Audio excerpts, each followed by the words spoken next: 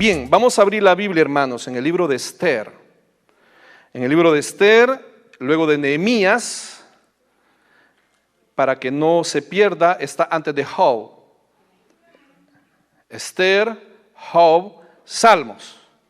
No hay donde perderse. Usted busca Salmos y para atrás está el libro de Esther.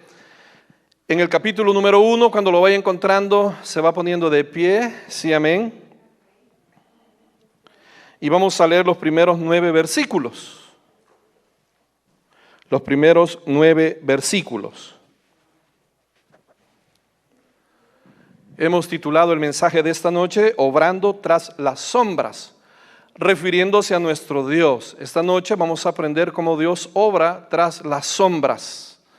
Quizás usted se sienta solo, desamparado, quizás usted sienta que no tiene ayuda, quizás usted no sienta la presencia de Dios, pero debe tener la plena seguridad que tras las sombras, tras la cortina, tras bambalinas, como quiera llamarlo, Dios está obrando. Nunca lo va a desamparar. A ver, vamos a hacer una lectura al unísono, todos juntos. Dice así: Aconteció en los días de Asuero, el Asuero que reinó desde la India hasta Etiopía, sobre 127 provincias, que en aquellos días, cuando fue afirmado el rey Asuero sobre el trono de su reino, el cual está en Susa, capital del reino, en el tercer año de su reinado hizo banquete a todos sus príncipes y cortesanos, teniendo delante de él a los más poderosos de Persia y de Media, gobernadores y príncipes de provincias, para mostrar él las riquezas de la gloria de su reino, el brillo y la magnificencia de su poder, por muchos días, 180 días. Y cumplidos estos días, hizo el rey otro banquete por 7 días en el palacio del huerto del palacio real a todo el pueblo que había en Susa, capital del reino, desde el mayor hasta el menor. El pabellón era de blanco, verde y azul, tendido sobre cuerdas de lino y púrpura, en anillos de plata y columnas de mármol. Los reclinatorios de oro y de plata, sobre losado de pórfido y de mármol y de alabastro y de jacinto. Y daban a beber en vasos de oro y vasos diferentes unos de otros, y mucho vino real de acuerdo con la generosidad del rey. Y la bebida era según esta ley, que nadie fuese obligado a beber, porque así lo había mandado el rey a todos los mayordomos de su casa, que se hiciese según la voluntad de cada uno. Todos en el 9. Asimismo, la reina Basti hizo banquete para las mujeres en la casa real del rey Asuero. Señor, te pedimos que nos hables al corazón. Toma control de nuestra mente y de nuestro pensamiento. Señor, ayúdanos a concentrarnos en la predicación de tu palabra. Que toda distracción, que todo aquello que perturbe nuestra mente, sean problemas, sean situaciones familiares o cualquier tipo de situación, ayúdanos, Señor, a ignorarla, a concentrarnos en lo que nos vas a hablar esta noche. Señor, pon guarda en los labios del predicador y que todo lo que se habla sea con reverencia, con respeto y sobre todo con tu respaldo. Te oramos siempre dándote la gloria y la honra en el nombre de Cristo Jesús, y el pueblo de Dios dice: amén. Amén. Puede sentarse, hermano. Gloria al Señor. Drama, poder, romance e intriga. Drama, poder, romance e intriga son los ingredientes de las novelas mejor vendidas. ¿Me sigue? Pero lejos de ser una novela o una obra de ficción, el libro de Esther describe una historia real, vivida y escrita hace muchos siglos. ¿Me sigue? Esther narra la interacción. Diga conmigo la interacción. Esther, el libro de Esther narra la interacción entre la soberanía de Dios y la voluntad humana. La soberanía de Dios, hermanos, es que Él es soberano, Él es el Rey absoluto, es Señor de señores. Él hace sin pedir nuestro consentimiento, Él hace las cosas sin pedir nuestra opinión, le guste o no le guste, le parezca o no le parezca, esté de acuerdo o no esté de acuerdo. Su soberana voluntad se cumple. No podemos cambiarla. No podemos cambiarla. Si es la voluntad de Dios, es la voluntad de Dios. Y el libro de Esther narra la interacción de esa soberanía humana y de la voluntad del hombre, de esa soberanía divina y la voluntad del hombre. Porque a pesar de que Él es soberano, nosotros no vamos a hacer nada que no decidamos. Él respeta nuestro libre albedrío. Y eso es bien importante de notar. Él puede ser soberano, puede ser absoluto, puede ser rey, señor, pero nunca nos va a obligar a hacer algo que nosotros no querramos.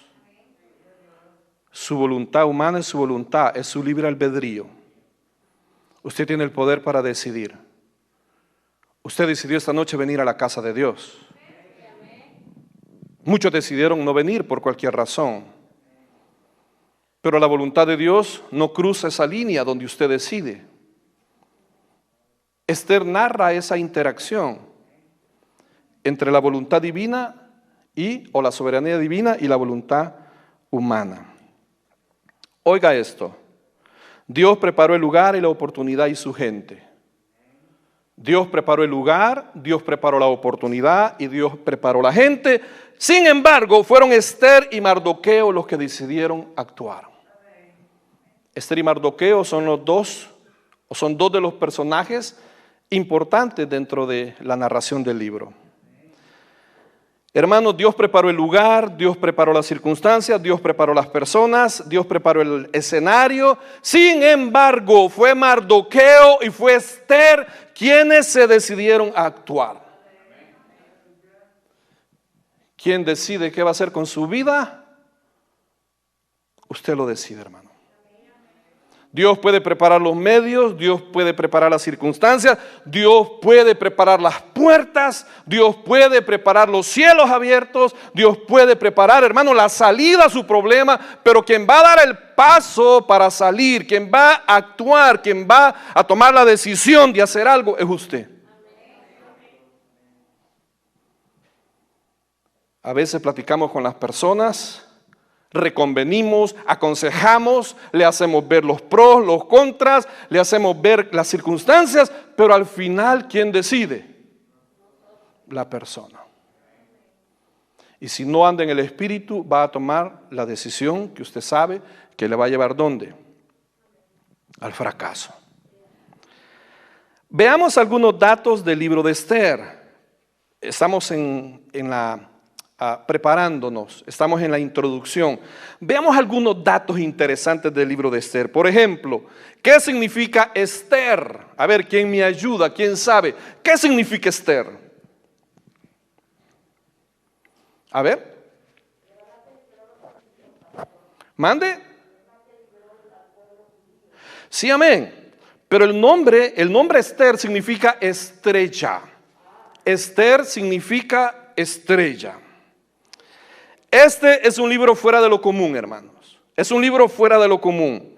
¿Por qué? Número uno, el nombre de Dios no se menciona ni una sola vez. A lo largo de todo el libro, el nombre de Dios no se menciona ni una sola vez, ni siquiera un título divino. No se le dice altísimo, omnipotente, omnisapiente, majestuoso, Rey de reyes, Señor de señores. Ni siquiera un título, ni siquiera, oiga esto, ni siquiera un título divino, ni siquiera un pronombre se refiere a Dios. Es un dato bien curioso del libro. Sin embargo, el rey pagano, Asuero, es mencionado alrededor de más de 190 veces. Curioso. No se menciona el nombre de Dios, pero se menciona más de 100 veces el nombre del rey Asuero. Pregunta, ¿por eso deja de ser Dios Dios? ¿Por eso deja de ser Él quien deja de ser? Que porque le rechazan la invitación para venir a Cristo, que porque se mofan, se burlan de Dios, de su fe, de su creencia, de su convicción, que porque hacen burla, escarnio, que porque se refieren sarcásticamente a los evangélicos, que porque hasta con son de burla rechazan sus invitaciones a venir al Señor, ¿Dios deja de ser Dios? Jamás.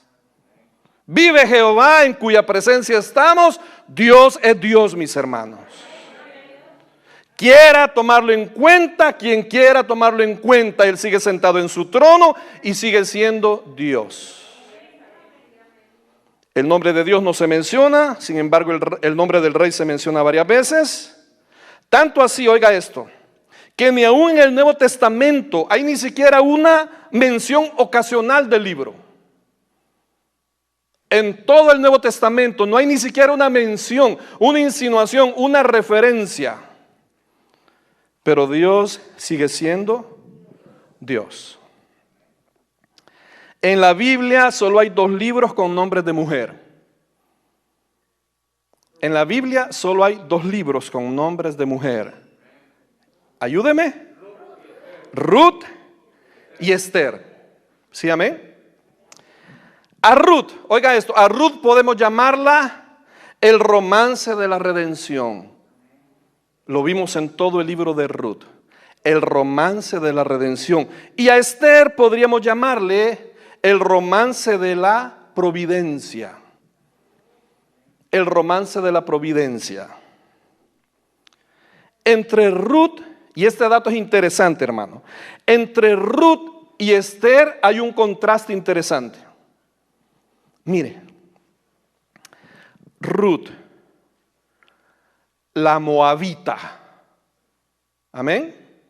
Ruth, la moabita que vino a Jerusalén para ser redimida. ¿Me sigue? Esther, la hebrea que salió de Jerusalén para ser coronada reina en Persia. Tremendo contraste. Ruth, la moabita, la pagana, la gentil, la impía, pero que por la gracia de Dios deja Moab junto a su suegra y va rumbo a Jerusalén para encontrar la redención de parte de Dios. Amén. Esther, la hija de Abraham, la hija del pueblo de Dios, la hija del linaje escogido, hebrea, israelita, deja Jerusalén para ir ¿dónde? Para ir a una nación pagana impía, a ser coronada como reina. O sea, Dios no tiene límites para obrar, hermano. Puede obrar con una gentil para redimirla y puede obrar con una hebrea para hacerla reina. Ese es el Dios al cual adoramos, hermanos. Ese es el Dios cuya palabra estamos estudiando esta noche. Y cierro con la introducción, la fecha cuando se escribió, casi 470 años antes de que Cristo naciera. Antes que Cristo naciera, 470 años antes. ¿Y quién la escribió, pastor? Bueno, se cree que fue Mardoqueo, el mismo de la historia. Aunque hay otros que piensan que fue Esdras o fue Nehemías. ¿Por qué? Por el estilo literario del libro. Sea Mardoqueo, sea Nehemías o sea Esdras, alguno de ellos 3 escribió el libro. Ahora, entremos ya en materia. Entremos en materia. Y veamos un poco el contexto histórico para que tengamos idea de lo que estamos hablando. Vea por favor el versículo número 1 y ve el versículo número 2. Dice el Señor: aconteció en los días de Asuero, que reinó desde la India hasta Etiopía sobre 127 provincias. Aconteció en los días de Asuero. Le explico esto, hermano. Siempre se lo he dicho y se lo he mencionado. Para poder entender la Biblia es necesario ubicarnos ¿dónde? En el contexto histórico. En el contexto de lo que estaba pasando. Entender la Biblia, hermanos, es algo sencillo. Mire, los primeros 12 capítulos u 11 hablan de la creación del hombre. De Génesis 1 hasta el Génesis 11 habla de la creación del hombre. En el capítulo número 12 la historia toma un giro y de ahí en adelante hasta que termine el Antiguo Testamento es la historia del pueblo escogido de Dios. Amén. Desde Génesis 12, desde el llamado de Abraham hasta el último libro de la Biblia, en Malaquías, habla de la historia del pueblo de Dios, es decir, el pueblo de Israel. Eso es todo. Todo gira en torno a ¿qué? Al pueblo de Israel. Cuando el proyecto con el pueblo de Israel fracasa, porque la idea de Dios era que Israel fuera emisario, portador. La idea era que Israel fuera luz a las naciones. La idea era que Israel fuera el ejemplo. La idea era que Israel fuera el guía que llevara a las naciones a la adoración del Dios verdadero. Pero cuando el proyecto falla, porque los judíos rechazaron al Mesías, Dios no pierde una. Hermano, jamás va a perder una el Señor. Lo que hace es cambiar y deja a un lado al pueblo de Israel.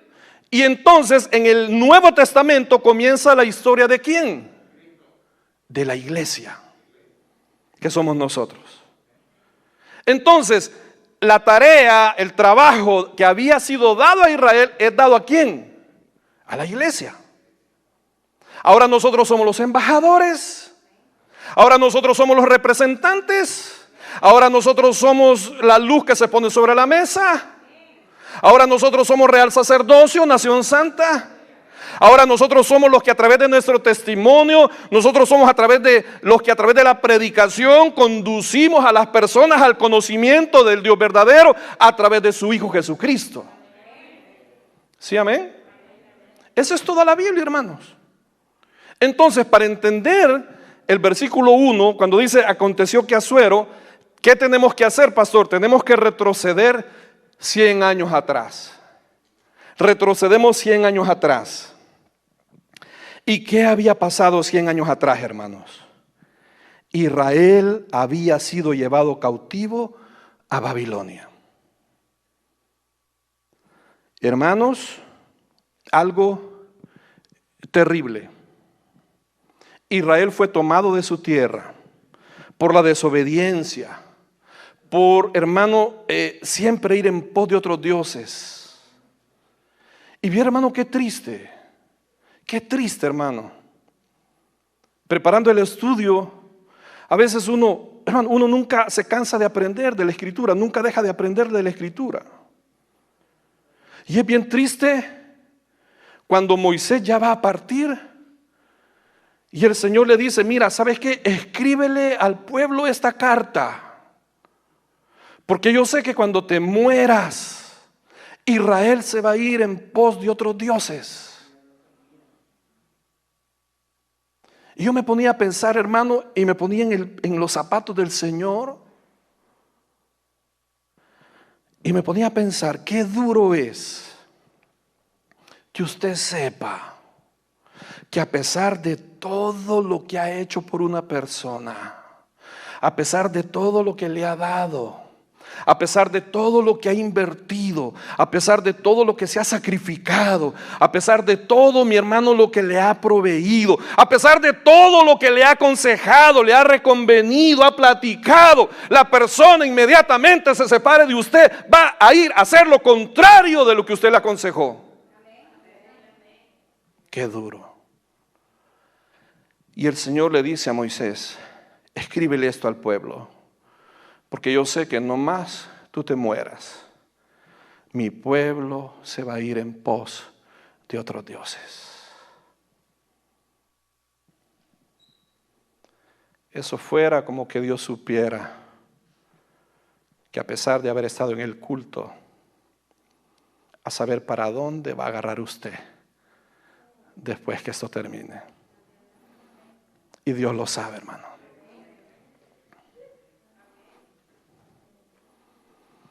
Ya tiene su plan. Y hablo en general, no solo como nosotros como iglesia. Ya tiene su plan. Ya tiene sus líneas. Ya tiene ya tiene tirado todo lo que va a hacer. Y a veces la gente está hasta ansiosa que el culto termine porque quiere irse a hacer su movida. Porque allá en la esquina oscura lo van a estar esperando. Porque allá en el parqueo de aquel mall, mira, llegás y te subís y chachá, nos vamos. Luego de haber estado en la iglesia, hermanos. Y si no, ahora mañana ya tiene la movida mañana. Ya el party del sábado, el viernes ya está armado. Y usted le dice: nos vemos el sábado, y se ríen. Porque la conciencia le dice: no voy a llegar. Pero no quiere quedar así de mal. Y luego se ríe. Y sabe que no va a venir. Hello. Y sabe que, hermano, Dios lo sabe. Dios lo sabe. Israel, por su terquedad, Israel por su necedad, había sido llevado cautivo. Fueron, hermanos, arrancados de su tierra. Fueron transportados, óigame bien, 1500 kilómetros lejos de su tierra, sin su consentimiento, sin su parecer, arrancados de su tierra, ancianos, niños, personas adultas, enfermos. 1500 kilómetros. Haga de caso que de aquí comienza a caminar hacia el norte, pasa a California, llega a Seattle en el estado de Washington, sigue subiendo y llega hasta Vancouver, Canadá. 1500 kilómetros, casi 4 meses de camino a pie. Esa fue la distancia que fueron transportados.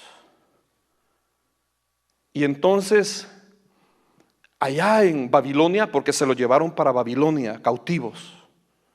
Se lo llevaron para Babilonia a poblar otra tierra. Hermano, y nadie sabe lo que tiene hasta que lo pierde. Estamos en el contexto histórico. Cuando están allá en Babilonia, se acuerdan de lo que era estar en su pueblo, en su tierra. Cuando usted se ha enfriado, cuando usted se ha desanimado, cuando usted ya no quiere congregarse, cuando pesan más las amistades del mundo, cuando pesan más las amistades, los amigotes de afuera, cuando tiene más sabor los paris, cuando tiene más sabor las reuniones con todos los impíos que la comunión con los santos del Señor. Allá en el fondo, si es que ha nacido de nuevo, en el fondo, si verdaderamente es hijo de Dios, en el fondo usted se acuerda y anhela estar de vuelta en la casa de Dios. Se acuerda. Y los judíos se acordaban. Si usted ve el Salmo 137, hermano, por favor búsquelo. Estoy ubicándolo en el contexto histórico para que entendamos en sí de qué se trata el libro de Esther. Y usted ve el Salmo 37, hermanos.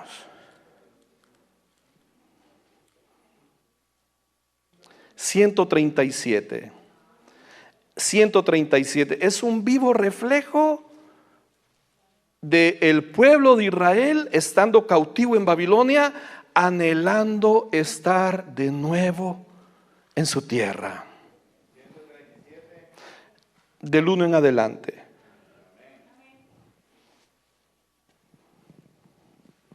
¿Lo tiene?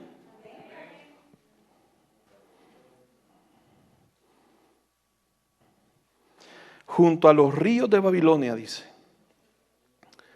Allí nos sentábamos y aún llorábamos, acordándonos de Sión. Sobre los sauces en medio de ella colgamos nuestras arpas. Lea conmigo el 3.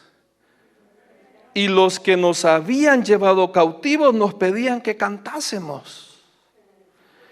Y los que nos habían desolado nos pedían alegría, diciendo: cantadnos algunos de los cánticos de Sión. Vea la respuesta. ¿Cómo cantaremos cántico de Jehová en tierra de extraños? Si me olvidare de ti, oh Jerusalén, pierda mi diestra su destreza. Mi lengua se pegue a mi paladar. Si de ti no me acordare, si no enalteciera Jerusalén como preferente asunto de mi alegría. Los hebreos a la vera del río de Babilonia se recordaban de su tierra. Los babilonios le decían: cantá los coritos que cantaban en la iglesia, cantá las cadenitas de coros. Y era tanta la tristeza de los hebreos que decían: ¿cómo vamos a cantar cánticos de Jehová estando en tierra extraña? O sea, en el fondo ellos anhelaban ¿qué? Regresar a casa. El problema, hermano, que sí es problema, pero el problema no es que se aleje del Señor. El problema es que estando lejos no anhele regresar. Ese es el problema.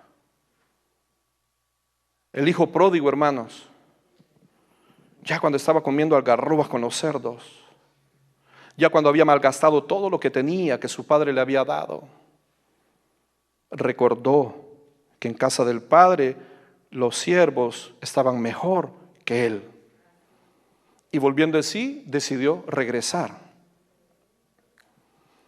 Eso, hermanos, es por si algún día se le pasa por la mente enfriarse y alejarse. Recuerde cuando se gozaba en los servicios y vuelva a la casa del Padre.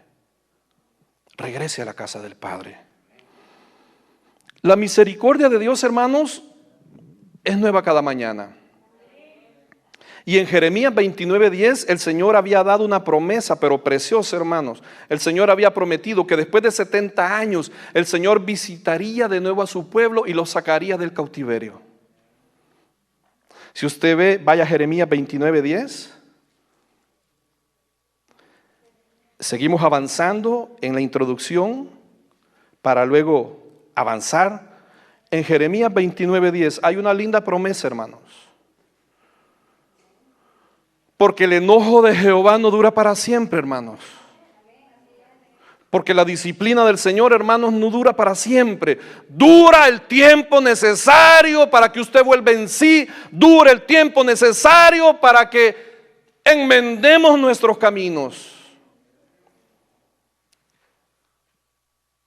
La disciplina del Señor dura el tiempo necesario para que, hermanos, reflexionemos, reaccionemos, volvamos en sí y abandonemos lo que nos aleja de Dios.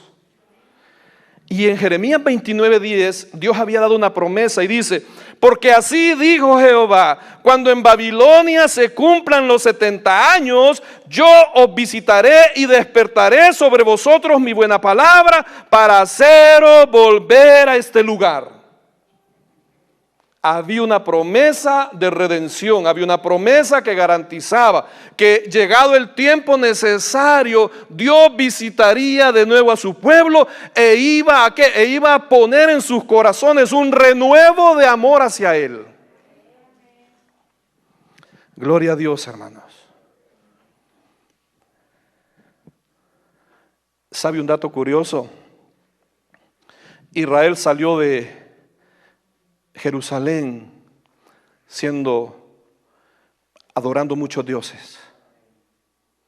Pero algo curioso, en Babilonia, lejos de su tierra, siendo esclavos de otra gente, volvieron al monoteísmo, es decir, volvieron a adorar a un solo Dios. Se volvieron al Señor. Por eso le digo, la disciplina es ¿para qué? Para que reflexionemos. Hermano, si le está yendo mal, si no ve si las cosas no salen de la mejor manera y usted sabe, mi hermano, que no anda caminando como Dios manda, aquí la clave está en reflexionar y volver. Y yo le aseguro que cuando usted reflexiona, cuando usted recapacita, cuando usted, hermano, vuelve en sí, cuando usted medita, cuando usted dice voy a arreglar esto, porque no me saco nada de esta relación, porque esta amistad no me trae nada nuevo, porque este vicio no me deja nada bueno, porque esta práctica me desgasta físicamente, me desgasta espiritualmente, me hace perder la comunión con Dios, me resta poder y autoridad en el ministerio. Porque yo quisiera subirme y ministrar la alabanza y que los corazones fueran tocados. Le digo a los de alabanza, no es el equipo. No son los, no son los micrófonos, no son los instrumentos. No es el snake. No son los ecualizadores o los amplificadores o los mixers. No son los monitores. Pudiéramos comprarles, créame, y su pastor es aventado para eso. Porque a mí me gusta que usted vea el dinero que usted da a la iglesia, que lo vea invertido en su iglesia. Y podríamos traerle a todos monitores de $2,000. De los que usan los profesionales en los conciertos, en los estadios. Y no se trata de eso, se trata del respaldo de Dios. Se trata de venir, gloria al Señor, y ministrar con autoridad. Eso es todo. Yo le dije a los directivos, no es escasez de servidores, se trata del respaldo de Dios. Porque si usted tiene el respaldo de Dios, aún las piedras va a levantar para que sirvan al lado suyo. Es respaldo de Dios. Gloria al Señor. Y el pueblo de Israel recapacitó, mi hermano, reflexionó y dijo, nos vamos a volver a Dios. Y llegados los 70 años, regresaron a casa. Seguimos avanzando. Y aquí vamos a aterrizar. Regresaron a casa. No de una sola vez. Fueron por lo menos 3 viajes. Fueron 3 viajes de regreso. Fueron 3 grupos de gente. Esdras se trajo un primer grupo. Nehemías se trajo otro grupo. Zorobabel se trajo otro grupo. Todo es paulatinamente, hermano. Todo es un proceso. Todo es paso a paso. Yo no le digo que mañana se va a volver al Señor, y si así es, claro que se puede. Pero Israel vuelve y regresan a su tierra a edificar nuevamente. Pero hay un detalle, y aquí aterrizo. Muchos se decidieron quedar en Persia. Muchos se decidieron quedar en Persia. A pesar que Dios les había abierto la puerta, a pesar que Dios les había abierto la oportunidad, a pesar que Dios había puesto en el corazón del rey permitirle al pueblo de Israel que regresara a su tierra, porque Dios, hermano, mueve corazones. Dios mueve personas. Y usted acaba de leer, hermano, la magnificencia de estos hombres. Usted acaba de leer, hermano, si servían la copa, el vino la servían en copas de oro que no volvían a usar. para que tenga una idea de la magnificencia, para que tenga una idea de lo grande que eran esas cortes, hermano. Al punto que el rey casi era considerado como Dios. Dice que ni siquiera repetían los vasos para beber. Imagínense cuán opulenta era la corte. Y solo Dios puede tocar el corazón de un hombre así. Usted está que quiere que el Señor toque un corazón. ¿Qué es el corazón de su marido en comparación con uno de estos hombres? ¿En serio? Hermanos, si dice que desde la India, desde Etiopía, desde África hasta la India, hermano, un vasto imperio, un vasto territorio. Dice ahí 127 provincias. Era algo, hermano, espectacular. Y sin embargo, Dios no escatima ni títulos, ni posiciones, ni corazones, ni dureza, ni nada. Cuando Dios va a tocar el corazón de una persona, lo toca. Y Dios pone en el corazón de este hombre permitirle a Israel que regresen a su tierra. Pero hay un detalle: muchos regresaron a su tierra, pero muchos otros decidieron quedarse. ¿Por qué?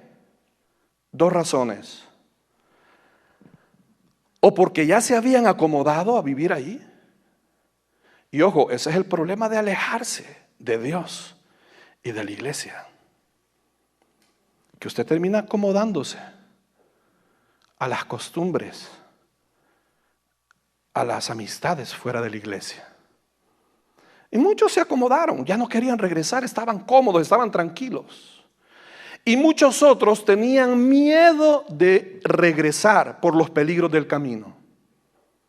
Entonces decidieron quedarse ahí. Aterrizo. Entre los que decidieron quedarse están Mardoqueo y Esther. ¿Sí, amén? Están Mardoqueo y Esther. Y entonces el libro trata de qué. La trama del libro es en lo que hizo Mardoqueo y lo que hizo Esther referente a los judíos. Ese es el contexto histórico del libro. Entonces regresamos al versículo 1 y vea lo que dice. Ya con eso en mente, vuelva a Esther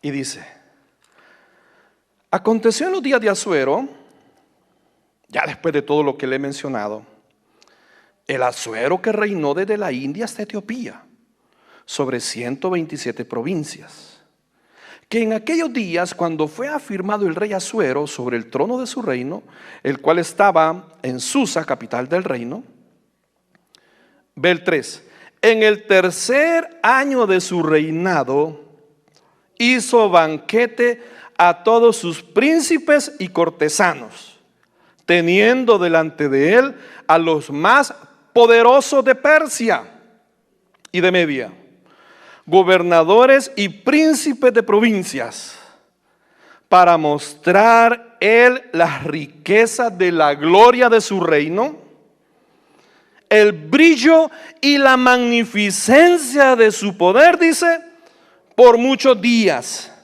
180 días. Dios se esconde tras los sucesos y las personas más inusuales.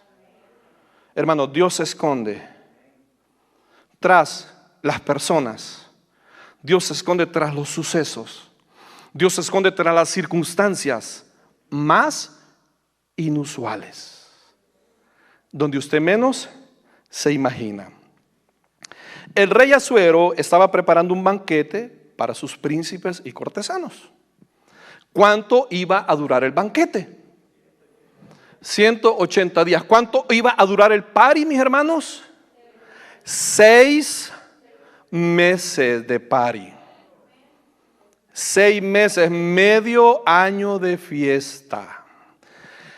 ¿Qué quería mostrarle? ¿Qué quería exhibir? ¿Qué quería enseñarle el rey Asuero a sus invitados?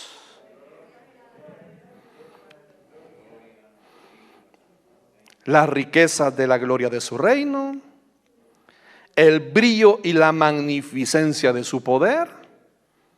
¿Sí, amén? Mire, en lo que Asuero está preparando un party de 6 meses, Dios tiene otros planes. Dios tiene otras ideas. El propósito de Asuero, oiga esto, era levantar la moral de su gente, porque tenía en mente una campaña militar para ir a invadir a Grecia. No crea que era así por así. Él quería levantarle la moral a la gente. Él quería levantarle la moral a su pueblo. Y entonces les muestra todo eso. ¿Para qué?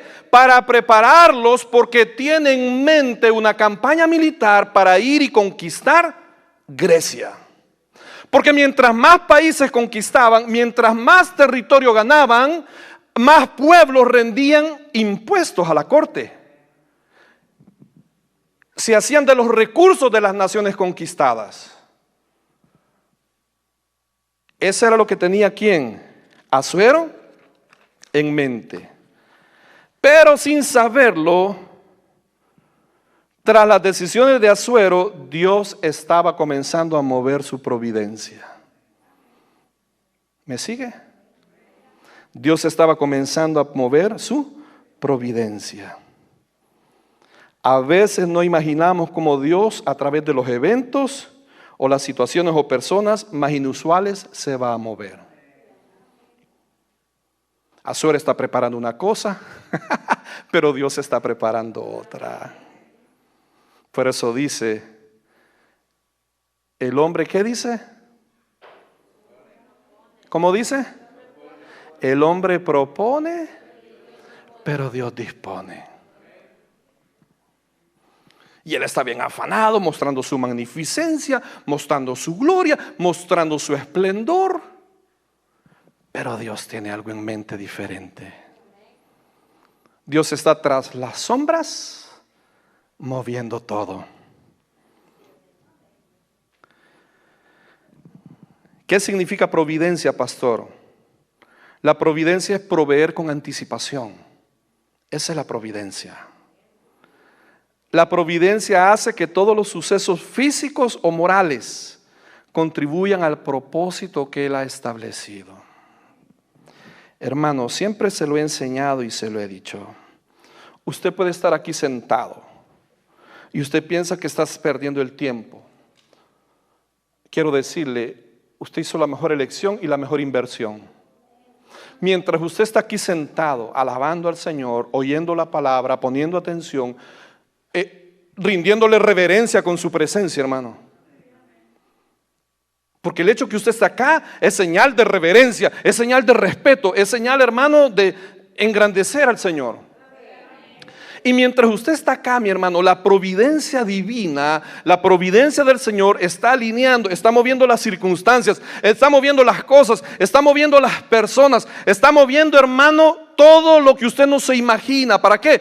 Para favor suyo, para beneficio suyo. Por eso dice la palabra, y a los que aman a Dios, todas las cosas les ayudan a bien, conforme ¿qué? Conforme al propósito de Dios. La providencia divina está, hermano, haciendo cosas sorprendentes en esta hora. Si usted ni se lo imagina. Usted está aquí alabando al Señor y Dios está preparando el paso de alguien en la frontera para traerlo hasta acá. ¿O no? Y usted dice tiempo perdido. No, Señor, la providencia divina está obrando. Está poniendo a la persona que conoce a la persona, que conoce a la persona, que conoce la vereda, que conoce el camino, que conoce el conecte, que conoce la persona, que conoce el raitero, que lo va a traer hasta San Francisco, California. Gloria al Señor.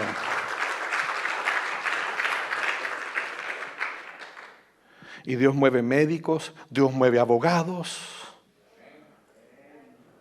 Dios mueve circunstancias.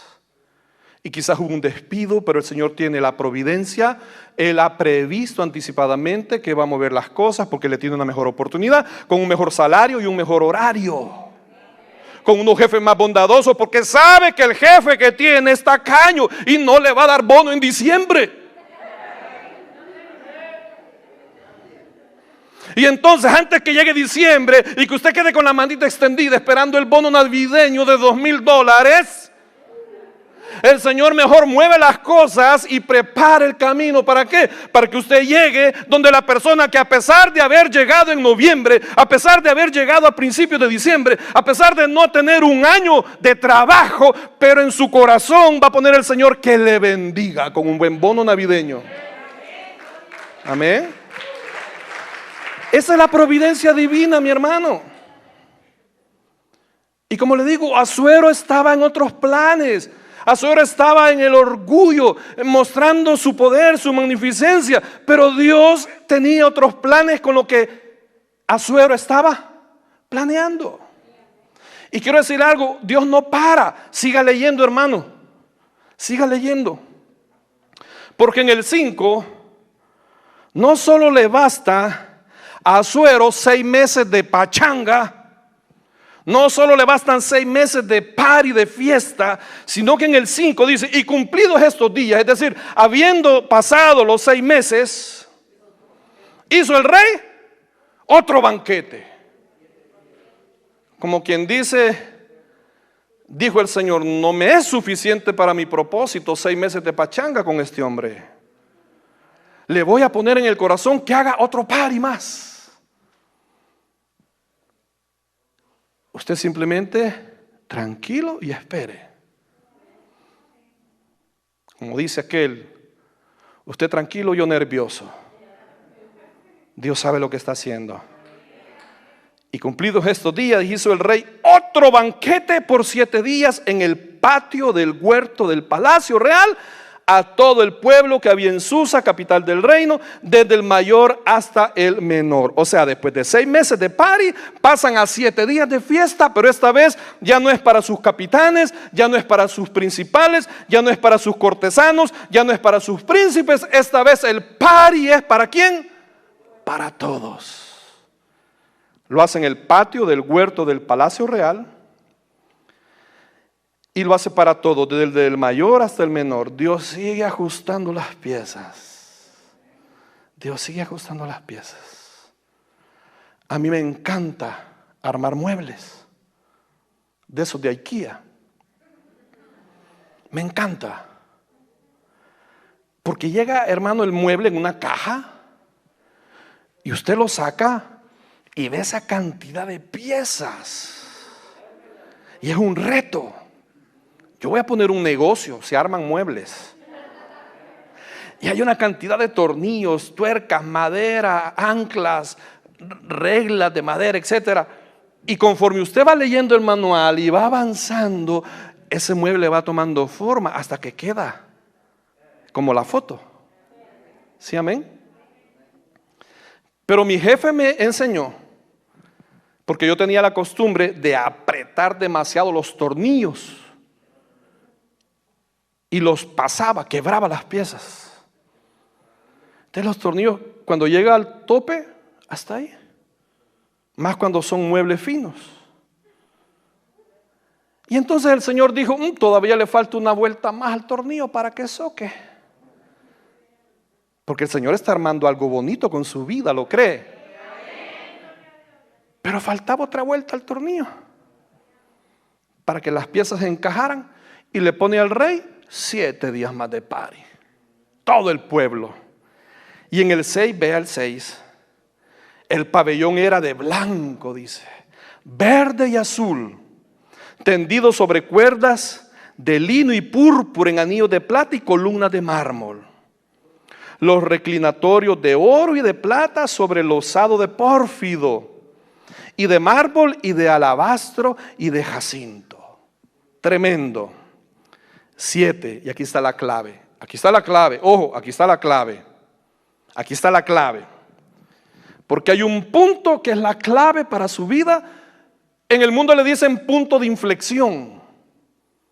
significa que hay un punto en que la vida cambia totalmente. Hay un punto en que, hermano, cambia radical al 100% su vida. Y en el 7 dice, y daban a beber en vasos de oro y vasos diferentes unos de otros, y mucho, ojo, mucho vino real, de acuerdo con la generosidad del rey. Y la bebida era según esta ley, ojo, que nadie fuese obligado a beber, porque así lo había mandado el rey a todos los mayordomos de su casa, que se hiciese según la voluntad de cada uno. Es decir, hermanos, ahí había bebida de acuerdo a la generosidad del rey. Ahí había bebida de sobra. Cada quien iba a beber como él quisiera. Y a cualquiera le pudiera dar risa que una borrachera, diga conmigo, una borrachera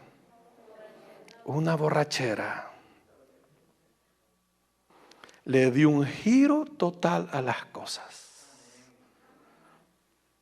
Una borrachera. ¿Cuántos por una borrachera llegaron a la cárcel? Y en la cárcel conocieron al Señor. Hermano Manuel, platiquen con él y su testimonio, cómo conoció al Señor. Y ese punto cambió toda la vida. Y el rey, hermano, se puso a regalar alcohol, se puso a regalar bebida, mas no sabía que ese simple hecho iba a cambiar todo el curso de la historia. Esta noche, hermano, no menosprecie nada. No se asuste, no se asombre, no se alarme, no se desespere. Confíe en la providencia divina. Confíe en el Señor. La providencia divina para mi vida, hermanos, se fraguó hace más de 40 años. No le cuento largo el chiste, pero desde que mi padre decidió venirse para acá, hace 40 años, hermano, la providencia divina tenía listo que cuando yo tomara la decisión de venirme, casualmente, entre comillas, a San Francisco, mi papá viviera acá. Y lo demás usted ya lo sabe.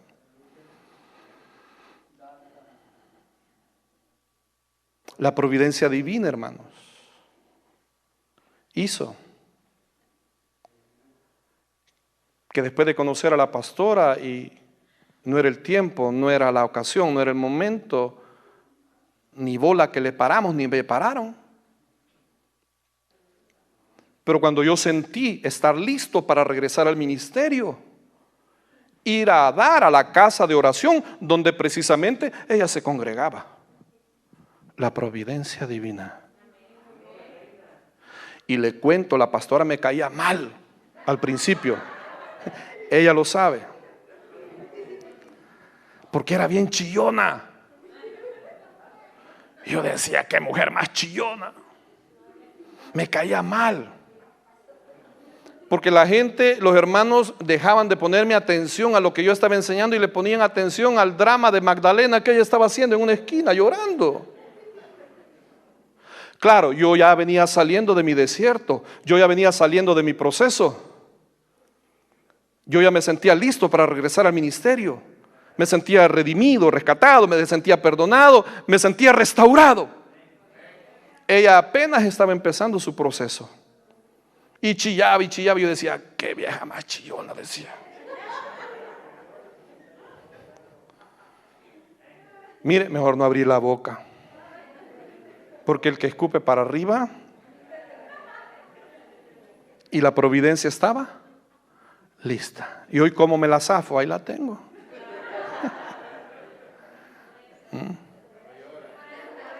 Ahí les va a dar una sorpresa y los va a invitar. Eso les gusta, el chisme, ¿verdad?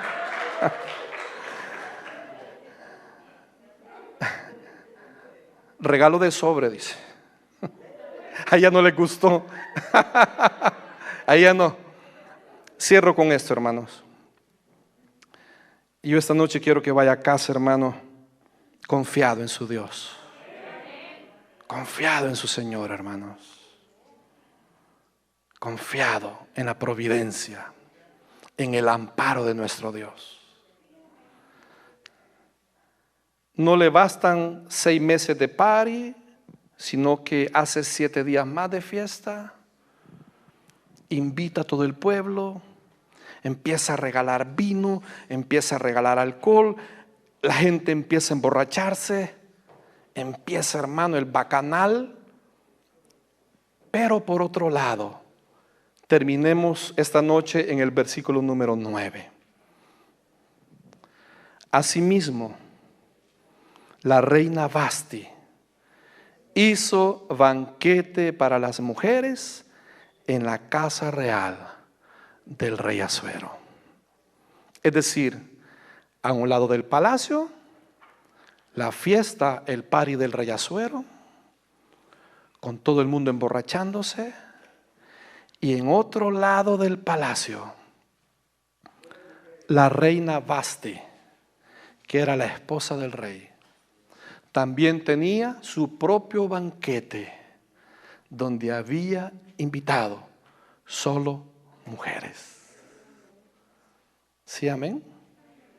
Ve como 2 hechos que corren paralelos, que corren uno al lado del otro, que en su mente humana no tienen relación, no tienen trascendencia, no tienen nada fuera de lo común, pero que en la providencia divina son hechos que en un momento Dios va a entrelazarlos para que se unan y cambie el rumbo de la historia. Allá afuera, mi hermano, están ocurriendo circunstancias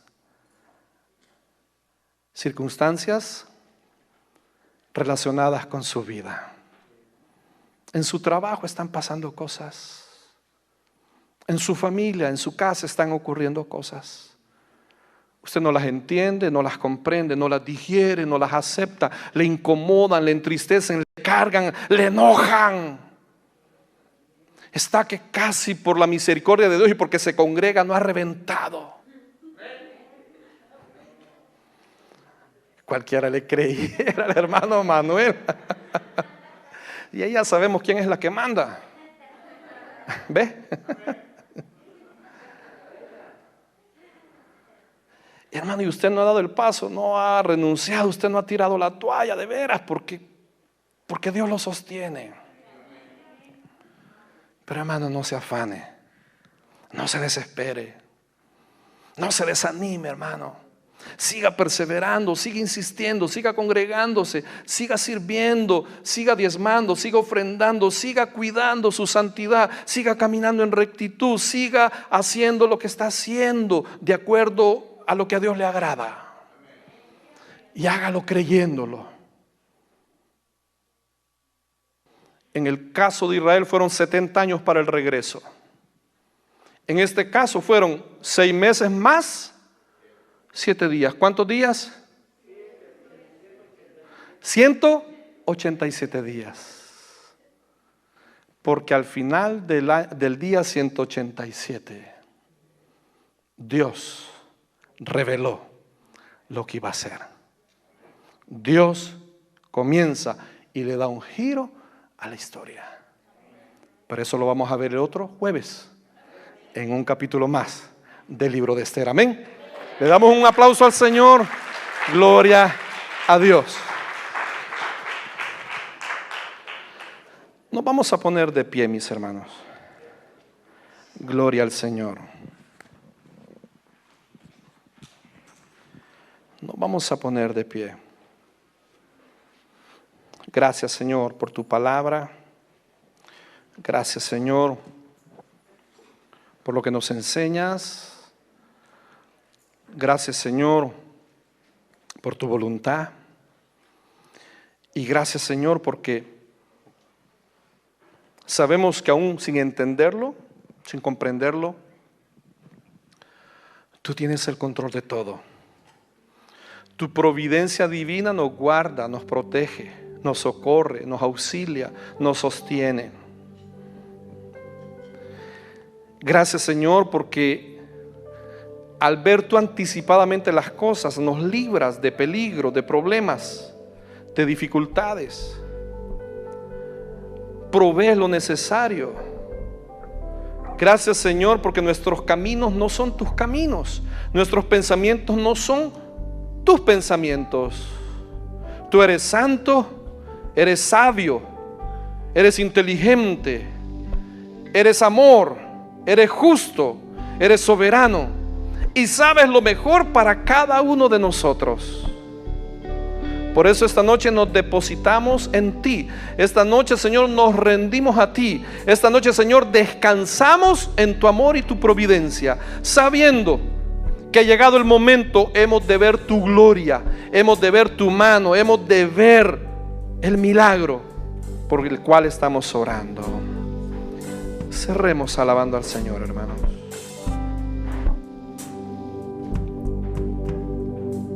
Estoy confiando,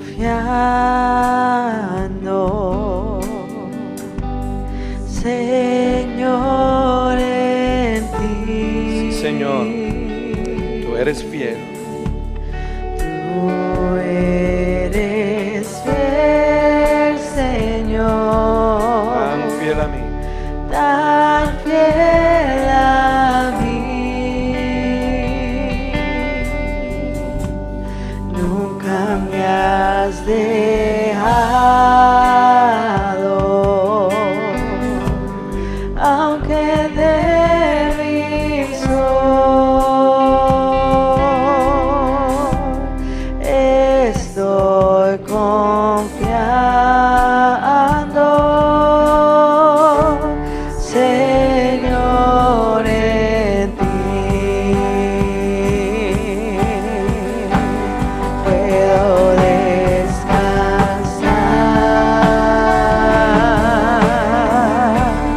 puedo descansar.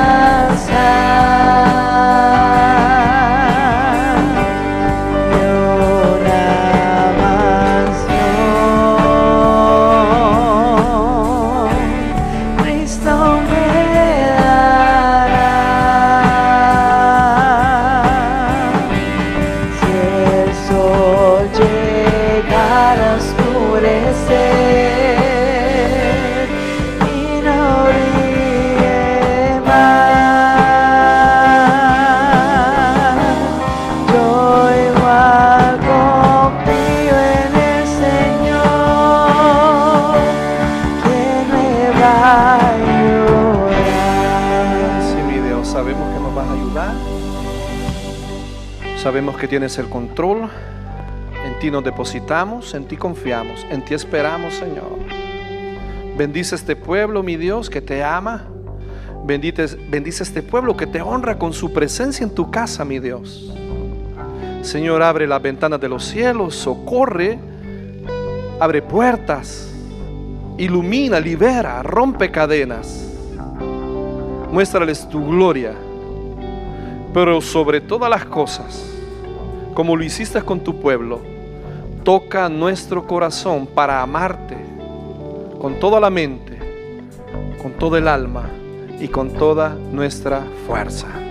Llévanos con bien a casa, Señor, guárdanos, líbranos de cualquier peligro y permítenos estar el día sábado en la celebración de nuestra tía Sandra, dándote la gloria por lo que has hecho y estás haciendo en su vida. En el nombre de Jesús oramos y el pueblo de Dios dice amén y amén.